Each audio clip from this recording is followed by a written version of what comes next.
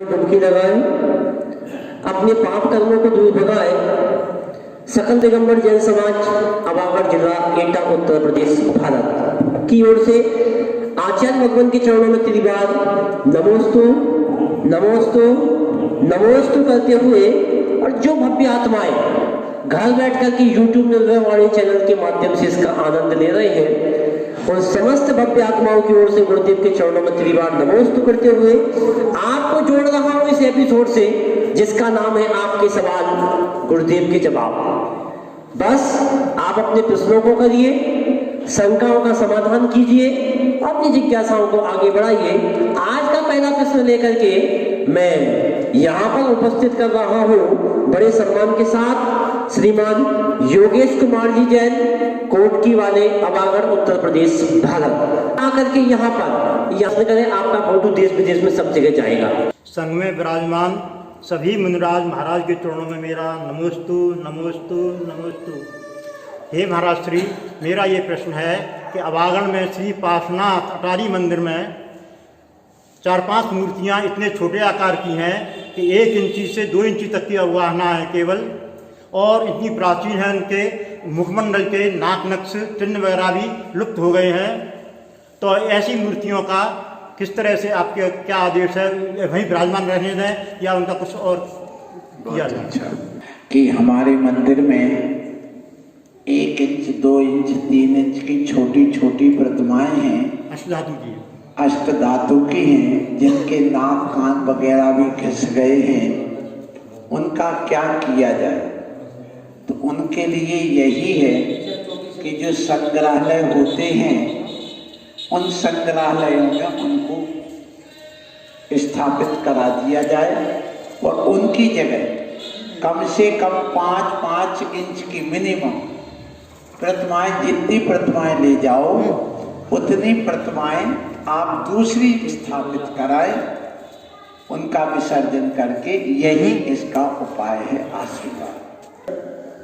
कुमारी सोभी जैन, सागर, मध्य प्रदेश, भारत। उनका प्रश्न ये है, जब किसी व्यक्ति के घर में सूतक पातक हो जाता है तो उनको दर्शन पूजा आदि की क्या विधि होना चाहिए, उन्हें क्या क्या सावधानी रखना चाहिए?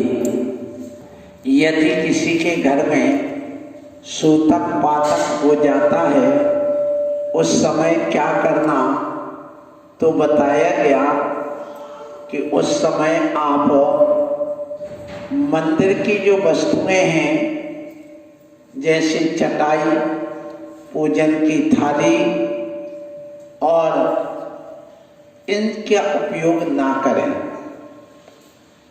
मरण में 3 दिन तक गर्भगृह में या मंदिर के अंदर प्रवेश ना करें, और इसके बाद में जब 3 दिन बाद आप अंदर तक यहाँ से दर्शन कर सकते हैं, बाकी समय बाहर से दर्शन करें। फिर बताया गया कि जो व्यक्ति जन्म का है, तो जन्म में भी बताया गया कि जन्म के समय वे व्यक्ति 5 दिन तक मंदिर में प्रवेश ना करें, बाहर से ही दर्शन कर सकते हैं, और 5 दिन बाद अंदर प्रवेश कर सकते, लेकिन गर्भगृह में प्रवेश नहीं कर सकते। 10 दिन बाद पूजन अभिषेक आदि कर सकते हैं। अभी तक मंदिर में घुस करके आ गए थे, लेकिन कोई सामग्री स्पर्श नहीं कर रही थी। उसके बाद सामग्री भी मरण में 12 दिन बाद और जन्म में 10 दिन बाद उस सामग्री का भी उपयोग कर सकते हैं। लेकिन जो प्रसूति महिला होती है, वह 45 दिन बाद ही अपनी आगे की क्रिया करेगी। श्रीमती शशि जैन अबागढ़ से हैं। उनका प्रश्न ये है, भगवान की और महाराज जी की आरती होनी चाहिए या नहीं?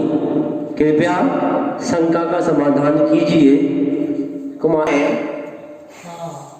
कि माता जी की या भगवान महाराज हैं भगवान की और महाराज की आरती होना चाहिए, भगवान की भी होना चाहिए और महाराज की भी होना चाहिए। आरती अनादिकालीन परंपरा है, नवीन परंपरा नहीं है। हाँ, आरती जो करने का विधान है वह संध्या काल में है, रात्रि काल में नहीं है। संध्या काल अभी चल रहा है, बस इतने समय तक कर सकते हैं। और आरती अनादिकालीन परंपरा इसलिए है कि देखिए, समोसरण भगवान का लगता है और समोसरण में वहाँ अष्टमंगल द्रव्य से पूजा की जाती है। वहाँ दीपांग नाम के जो वृक्ष होते, कल वृक्ष, उनसे दीपक, रत्न दीपक मिलते हैं। और जब कभी भी कोई पूजा करने जाता है, आप लोग भी आते हैं, तो पूजन के 8 द्रव्यों का उपयोग आप करते हैं। जल, चंदन, अक्षत, पुष्प, दीप, धूप, नैवेद्य और फल। क्रम चेंज हो गए होंगे, लेकिन एक आप आचार्य कुंद स्वामी ने भी कहा, दिव्येण दीवेण, दिव्य दीप से पूजा करते हैं और सबको मिलाकर के अर्घ बनाते हैं। अब हमें ये बताओ, आप लोगों ने पढ़ा है कि एक ऐसा लेकर के अर्घ उतारना, अर्घावतारण असी प्रहारण में सदा समताधरण, ऐसा 6 डालाकार ने लिखा है। चाहे अर्घ उतारो चाहे तलवार मारो, दोनों में मुनि समता भाव रखते हैं। तो मुझे ये बताइए, अर्घ उतारना क्या कहलाता है? तो जब आप भगवान के सामने अर्घ चढ़ाते हैं और अर्घ चढ़ाते समय आप उस अर्घ को 3 बार यूं घुमाते हो हाथ में लेकर के, इसी का नाम है अर्घ उतारना। तो जब हम दीपक से पूजा करते हैं तो दीपक लेकर के 3 बार यूं घुमाते, उसी को कहते आरती उतारना। ये परंपरा कब से है? अनादिकाल से। इसलिए आरती की परंपरा कब से है? अनादिकाल से। इसलिए मुनि की पंच परमेष्टि की आरती होना चाहिए। आशीर्वाद उपस्थित हो रहे हैं श्रीमान पारस जैन, दमोह मध्य प्रदेश भारत से हैं। उनका प्रश्न ये है, महाराज, जब हम आचार्य, उपाध्याय और साधु के जब भी हमारे यहाँ प्रवेश होता है, हम उनकी आहारचर्या देखना या करने का हमें सौभाग्य प्राप्त होता है। तो जब हम उनको आहार देते हैं, वजन लगता पारस जैन दमोह से है, उनका प्रश्न ये है, हमारे नगर में जब कोई साधु आते हैं, हम उनकी आहारचर्या कराने के लिए या देखने के लिए जाते हैं, तो कुछ घर के लोग हमें उसके बदले में जो बचता है वो देते हैं, तो वो बहुत अच्छा लगता है, और कई घर में देते नहीं है। तो ये कौन सा हमें वो लेना चाहिए या नहीं, और श्रावकों को देना चाहिए या नहीं? बहुत अच्छा रहा है, आशीर्वाद है। उसने प्रश्न भेजा है कि मुनि महाराज जहाँ आहार करते हैं, वहाँ जो शेष बचता उसको ग्रहण करना चाहिए या नहीं, देना चाहिए कि नहीं? देना चाहिए और ग्रहण करना भी चाहिए। क्यों देना चाहिए और ग्रहण क्यों करना चाहिए? तो हमारे एक उमा स्वामी आचार्य महाराज हुए हैं, उन्होंने श्राप का चार लिखा है, एक उमा स्वामी श्राप का चार। उसमें लिखा कि 2 चीजें भगवान के चरणों में कभी निर्माल्य नहीं होती, उनको ग्रहण करते हैं अपन। वो चीजें कौन सी हैं? एक तो अभिषेक, गंधोदक जिसको अपन कहते हैं, और एक आशिका। वो कभी निर्माल्य नहीं होती है, वह गृहस्थ ले सकता है। इसी प्रकार जैसे आशिका हुई, अभिषेक हुआ, ऐसे मुनि महाराज के आहार में दो चीजें हैं जो ग्रहण की जाती है। एक तो जब चरण महाराज का प्रक्षालन करते हो तो वो चरणाभिषेक ले सकते हो, और जो महाराज को आहार दिया जाता है, देने के बाद जो शेष बचता थाली में उसको शेषिका कहते हैं। वहां आशिका और यहाँ शेषिका। जो व्यक्ति शेषिका को ग्रहण करता है वह शीघ्र अति शीघ्र मुनि बन करके मुक्ति का भाजन बनता है। जैसे ज्योतिष शास्त्र में कहा है, जिस बेटे की शादी नहीं हो रही हो, बेटी की शादी नहीं हो रही हो, तो जिसकी शादी हो रही है, यदि लड़की है तो लड़की की शादी के होते समय वह उसके जो हल्दी लगाते हैं, उपटन लगाते हैं, वो लड़की को लगा दो, और लड़का है तो उसको लड़के का लगा दो जिसकी शादी हो रही है। और उसके जो पहने हुए कपड़े हैं जो हल्दी चढ़ाने के बाद है, वो उस लड़के को पहना करके इसको भी नहला दो, तो उसकी शादी जल्दी हो जाती है। ये ज्योतिष शास्त्र का कथन है। उसी प्रकार जो आहार मुनि राज ने ग्रहण किया हो वह शेषिका के रूप में बचा है, उसको यदि गृहस्थ खाता है तो वह जल्दी मुनि बनता है और जल्दी मोक्ष को जाता है। अगला प्रश्न लेता जैन, सेलू, महाराष्ट्र। उनका प्रश्न ये है, गुरुदेव, मुनि महाराज की नवदा भक्ति पूर्वक आहार दिया जाता है, लेकिन घर का कोई व्यक्ति अगर व्यवस्था की दृष्टि से परगाहन में ना पहुंचे तो क्या उसकी नवदा भक्ति पूरी कहलाएगी या नहीं? उसकी नवदा भक्ति परगाहन में नहीं आया है, पूजा में नहीं आया है, पाद प्रक्षालन में नहीं आया है, तो उसकी नवदा भक्ति अधूरी मानी जाएगी, पूरी नहीं मानी जाएगी। लेकिन वह आहार देने का अधिकारी है और मुनि महाराज आहार ले सकते हैं यदि उसके घर के कहें कि महाराज श्री हमारे घर के ही सदस्य अपने वो हैं काम से गए थे, तो उनके लोगों ने, परिवारजनों ने यदि पूजन कर ली है तो उनकी पूजन के साथ उसको भी गर्भित मान लिया जाएगा। लेकिन वह अतिचार दोष सहित माना जाएगा, निरतिचार नहीं मानी जाएगी उसकी।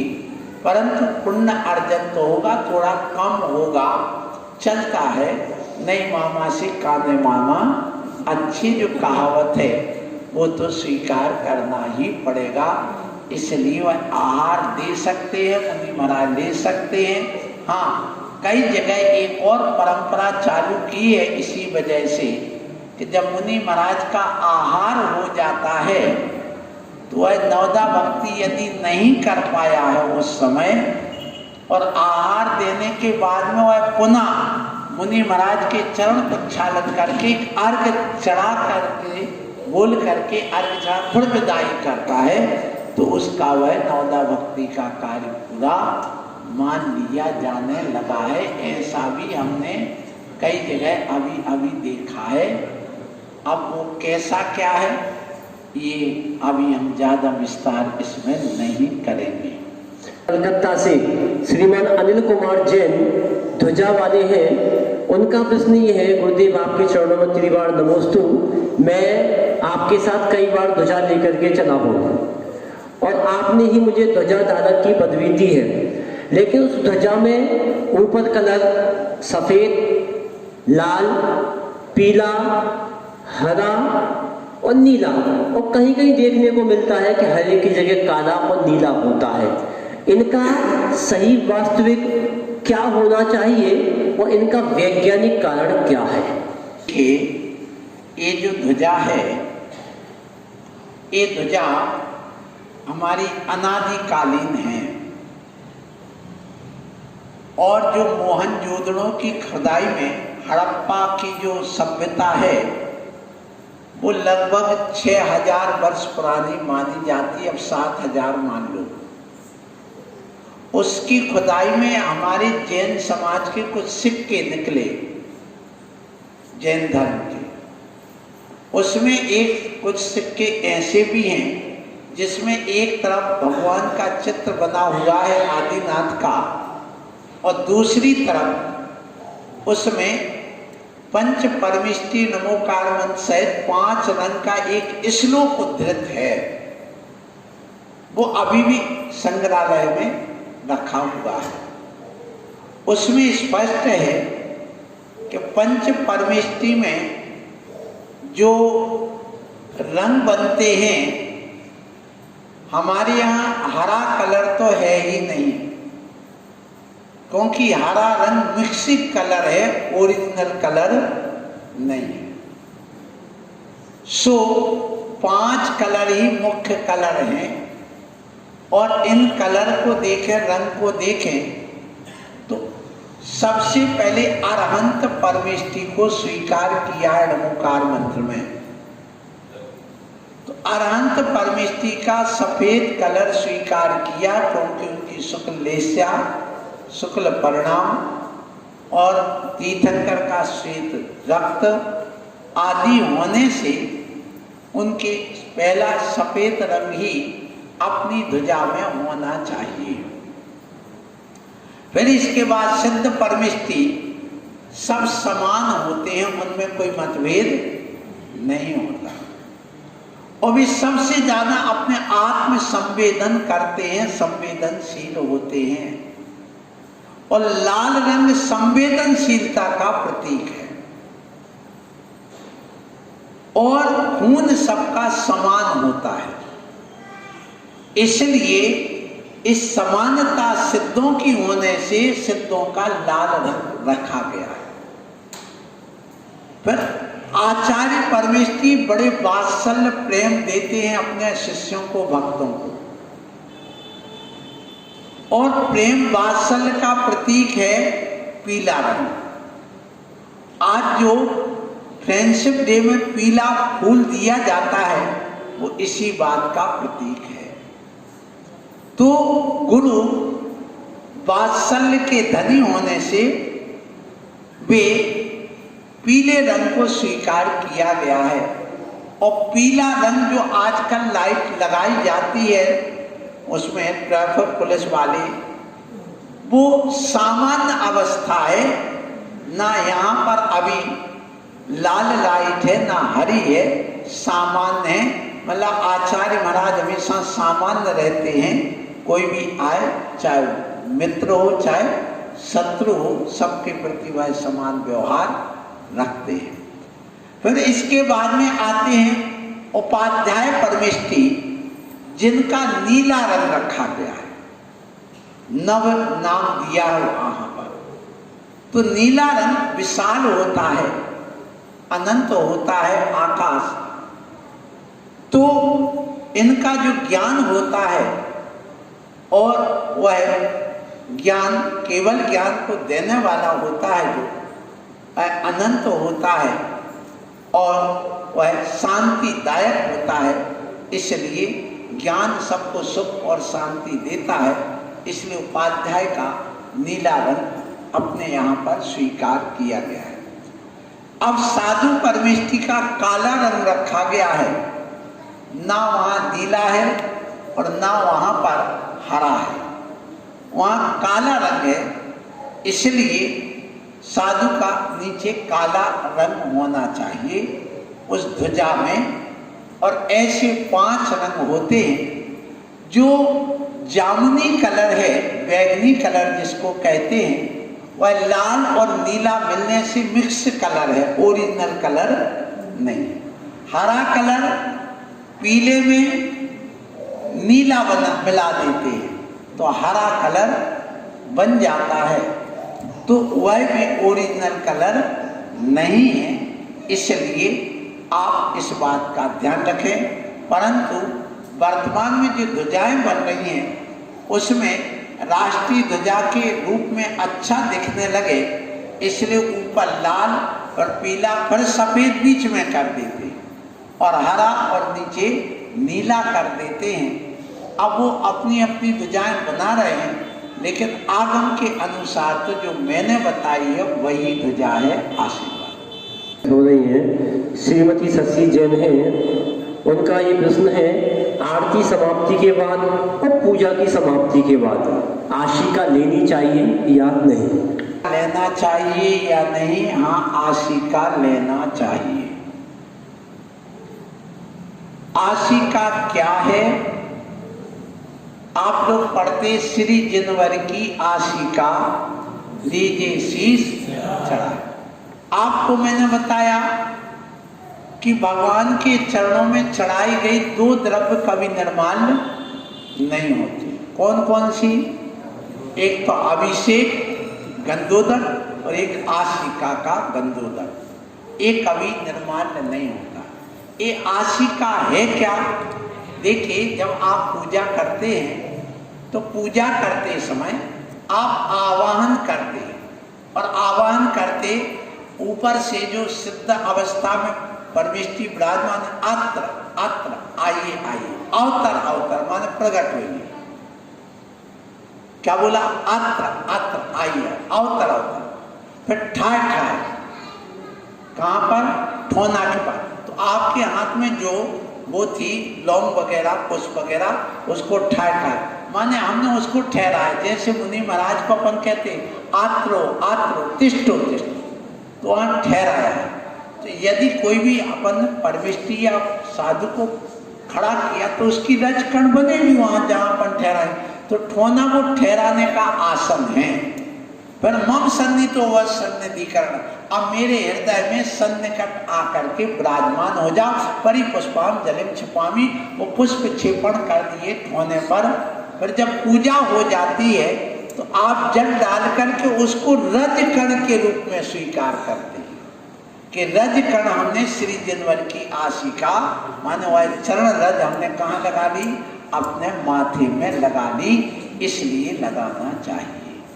अगला हो रही है ऑनलाइन प्रश्न है, श्रीमती ममता जैन, मनीष जैन, पनंदी, दमोह, मध्य प्रदेश, भारत। उनका प्रश्न ये है, आजकल टी शर्ट आदि में भगवान के महाराज के फोटो बनवाते हैं। क्या क्या?